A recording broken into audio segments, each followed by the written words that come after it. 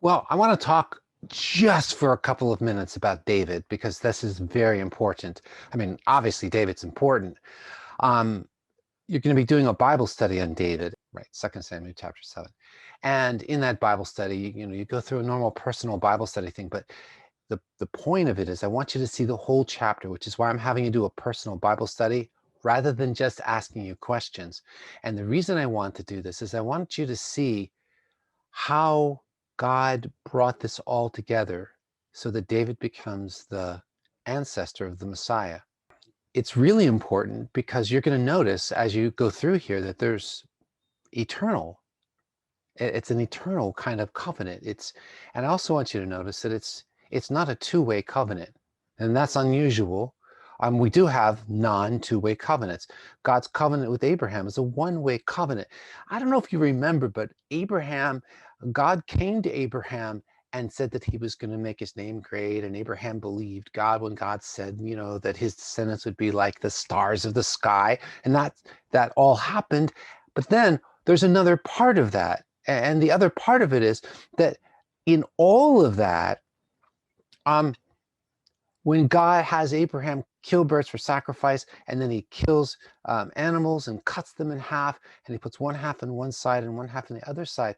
Well, that's a normal contract that they would do for a land contract. But in this very unusual situation, Abraham doesn't walk between those when they make their contract.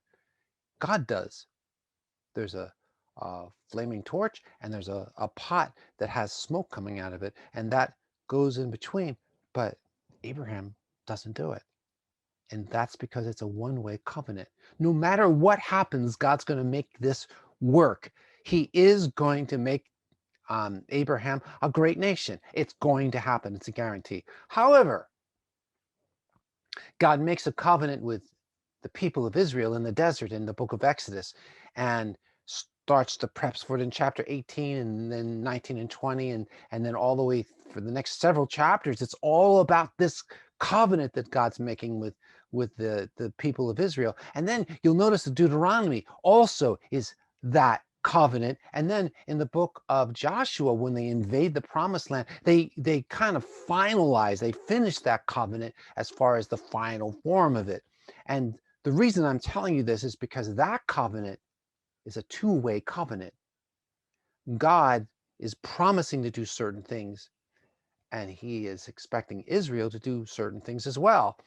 If God, if Israel doesn't do their part of the bargain, which is to obey the law, and not to worship idols, if Israel doesn't do its part of the bargain, then God's going to kick them out of the land.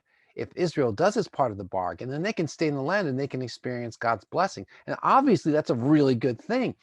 But if they don't obey, if they don't listen to what God has said, and they just worship idols and they commit adultery and they do the kinds of things as a nation, I'm talking about, not as individuals, but as a nation.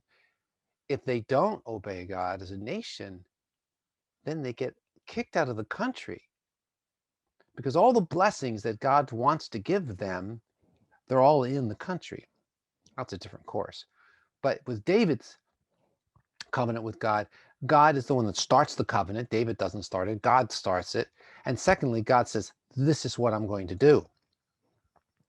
And if your son is disobedient, then I will discipline him until he becomes obedient. But this is what I'm going to do. And so it's not a what you would call two-way covenant or conditional covenant. It is a one-way covenant. Now, that doesn't mean that God doesn't punish David, which he does, and that God's not going to punish David's descendants, which he does. But in the end, they will have an eternal kingdom which will never end. Okay, so I just wanted you to catch that. This is one of the key chapters of the whole Bible. This chapter kind of sets what's going to happen for the rest of the Old Testament and New Testament. Very important. I mean, well, let me explain that. You know this because of the fact that when you get into the New Testament, right away, what does Matthew do and what does Luke do? Well, they go back to the fact that Jesus is descended from David. Why? Because of chapter 7 of 2nd Samuel. So I hope this makes sense to you. And if you have any questions, we can talk about it. But get ready to do this Bible study because I think this Bible study will sort of make that clear. Okay. God bless.